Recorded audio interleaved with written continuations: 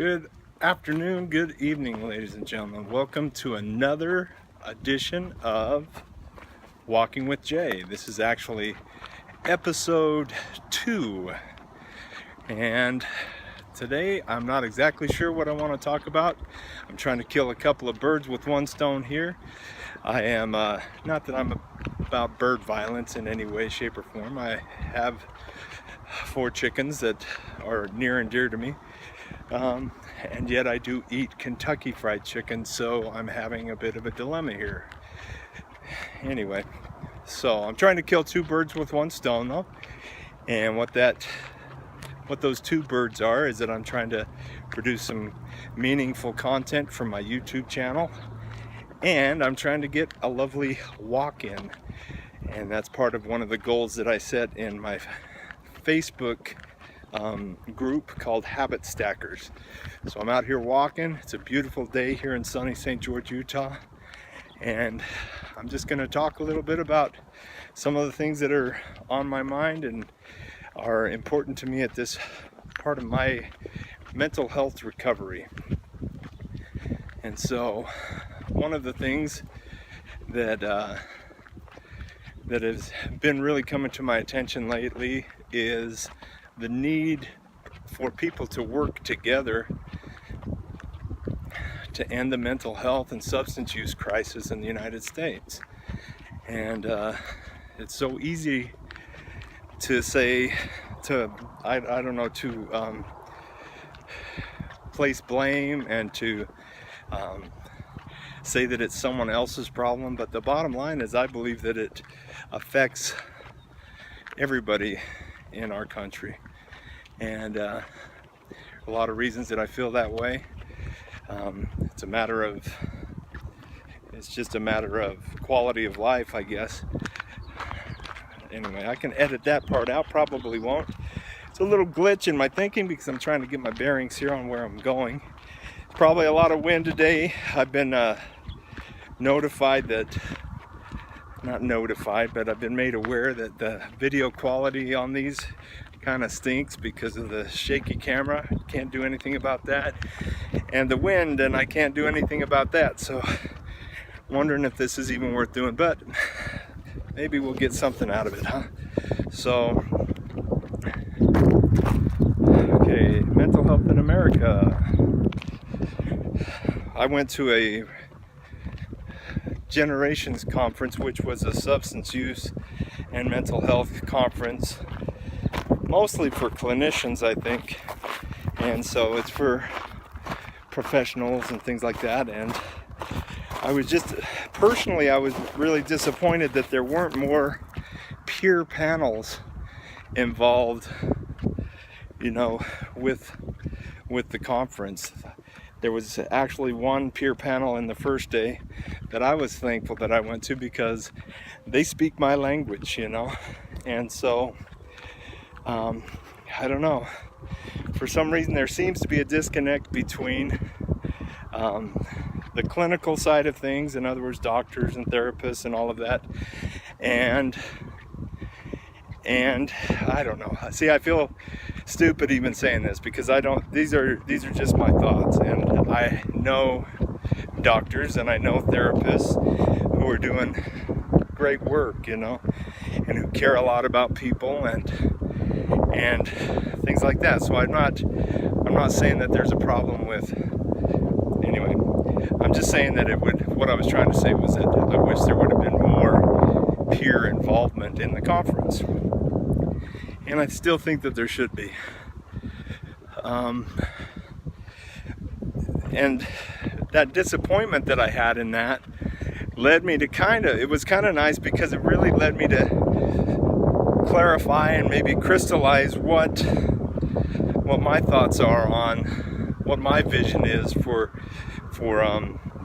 solving the mental health crisis in the United States and worldwide for that matter. And what I came up with was the 3 C's. It had to be clients and clinicians and the community working side by side, working and playing side by side, because it doesn't, all work and no play makes everyone a very dull individual. So working and playing side by side to end the mental health crisis in America. And as I clarified that thought for myself, I don't know if we'll ever end mental health or mental illness. I don't want to end mental health. I want everybody to have mental health, but I don't know if we will ever darkness. I don't know if we will ever see the end of mental illness, or if we will ever see the end of substance abuse. It'd be nice, but what I would like to reduce is the suffering associated with substance use and the suffering associated with mental illness. And how do we reduce suffering?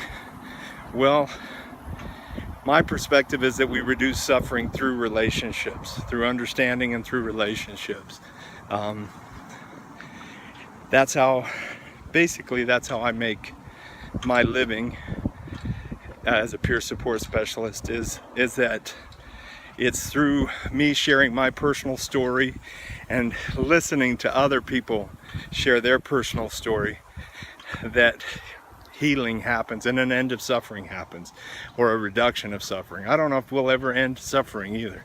I don't know. Hey, listen, I don't have all the answers at all.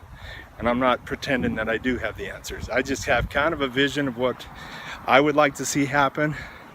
I have kind of the belief systems that I've kind of put together over the years. I don't have anything to sell. I don't have anything to profit other than just trying to help people feel better, you know?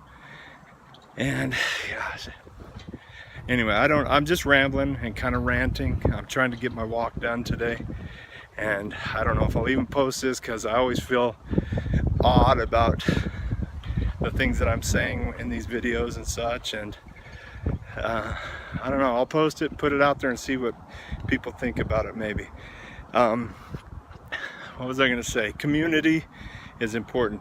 And another thing that kind of bothers me is, and like I say, I'm talking out of ignorance here and maybe frustration, regarding clinicians and regarding the community even, or regarding the other level is researchers, you know.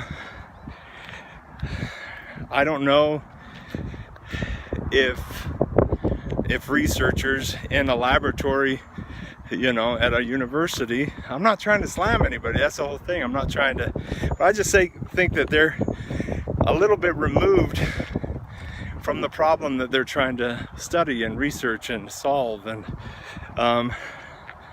just wish that there was more of a collaboration. I don't know. There's a old saying in the recovery field, you know, for people with substance use and mental health issues. There's an old saying that goes, "Nothing about me without me." And I just think that's so important to be represented. Yeah, I'm not going to edit that out. I'm going to leave it. What is it? Represented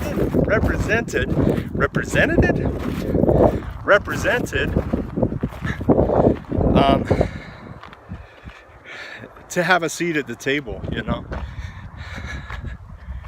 Super important to be included in the decisions that are made that affect your life. And I can go into situations where I wasn't represented, maybe in the hospital or other things, and I just really felt like I didn't have a voice. And so I don't know, this video here is probably kind of blathering on, but hey, it is who I am. It's what I think about. I don't come on these walks with anything set. I just have things that I'm concerned about and things that I would like to see changed. And bottom line, I just have to get a 10-minute walk in as part of my recovery. And so here's me speaking to whoever will listen, or whomever will listen. Man. Okay, so anyway, that's all I got for today. I do believe that recovery is possible.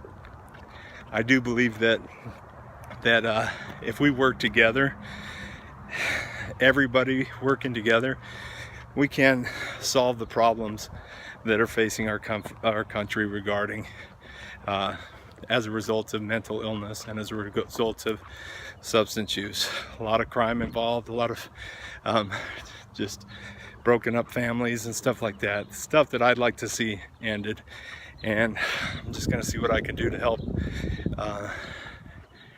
help find solutions. So stay tuned, we'll see what we can do.